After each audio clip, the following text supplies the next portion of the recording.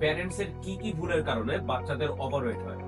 প্রথম কথাই হচ্ছে এখনকার বাবা মায়ের চেয়ে দাদা দাদি নানা নানি বা আগের জেনারেশন যারা তারা হচ্ছে বাচ্চাদেরকে একটু গোলমোল দেখতে পছন্দ করে এবং সবসময় তাদের মুখে কিছু খাবার থাকবে এটা তারা পছন্দ করে। আমি চাইল্ড নিউট্রিশন নিয়ে যখন কাজ করতে গিয়েছি তখন দেখি যে বর্তমান সময়ে যারা আসলে বাবা মা আছেন তাদের মধ্যে এই ব্যাপারটা কন্ট্রোল করতে পারলেও যারা আগের জেনারেশনের তারা সেটা পারে না। প্রথম কথা, তাকে বারবার মানে একটু পরপর মুখে খাবার দেওয়ার কোনো দরকার নেই এবং গোলমোল বা হচ্ছে একেবারে হচ্ছে মানে মোটা বাচ্চা মানে হচ্ছে সুস্থ, ব্যাপারটা এরকম না। দ্বিতীয় কথা হচ্ছে যে বাচ্চাকে খাবার পুরস্কার দেয়া। তুমি ভালো করলে তোমাকে বার্গার খাওয়াবো, তুমি পড়াশোনা শেষ করলে তোমাকে পিজ্জা খেতে দিব। এই যে একটা প্র্যাকটিস সেটা বাচ্চাকে অবশ্যই হচ্ছে নেতিবাচক প্রভাব ফেলে। ৩ নাম্বারে বলবো ডিভাইস অ্যাডিকশন। এটাতে হতে পারে মোবাইল, টিভি, ল্যাপটপ। এগুলোতে হয় কি যে বাচ্চা এত বেশি নিমগ্ন থাকে যার কারণে হচ্ছে সে কোন খাবার গ্রহণ করছে অর্থাৎ মা বাবা যে মানে তার মুখে কি খাবার দিচ্ছে সে সেটা জানে না এবং কতক্ষণ ধরে খাওয়ানো হচ্ছে সেটাও জানে না। টিভির দিকে এমন ভাবে তাকিয়ে আছে তার পেট ভরে গেছে সেটাও সে জানে না, অর্থাৎ অতিরিক্ত খাবার সে গ্রহণ করছে।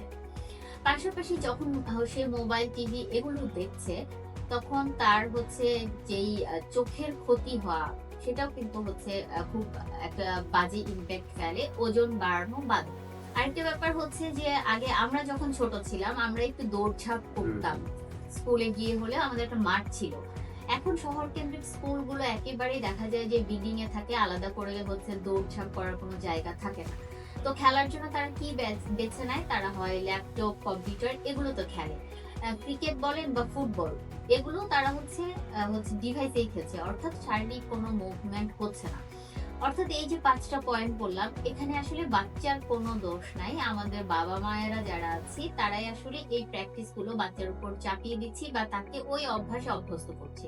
তাই অবশ্যই বলবো যে আপনার বাচ্চা আসলে বয়স অনুযায়ী ওজন উচ্চতা ঠিক আছে কিনা এটা আগে যাচাই করবেন, কারণ এরকম দেখা গেছে এসেই বলে যে আমার বাচ্চা অনেক শুকনা কিন্তু যখন আমি মেজার করে দেখি যে তার বয়স অনুযায়ী ওজনটা ঠিক আছে, সেটা জানতে হবে এবং বাকি যে জিনিসগুলোতে আসলে ভুল করে থাকেন সেই ভুলগুলো যদি হচ্ছে শুধরে নেওয়া যায় তাহলে ওবেসিটির মতো সমস্যা কিন্তু আর বাড়ে না। লাস্টে একটা কথা বলতে চাই যে যে সকল বাচ্চারা আসলে ওজন কম তাদেরকে খাবারের তালিকা করার চেয়ে যে সকল বাচ্চারা ওবেসিটি নিয়ে আসে তাদের বাবা মাকে যখন আমরা বলি যে খাবার কম খাওয়াবেন বা খাবার খাওয়াবেন না সেটা কিন্তু খুব কষ্টদায়ক হয়, কারণ কোনো বাবা মাই চায় না যে হচ্ছে বাচ্চার ক্ষুধা লেগেছে তখন মানে না খেতে দিতে। তো এই ৫টা পয়েন্ট অবশ্যই বাবা মা যারা আছেন একটু খেয়াল করবেন।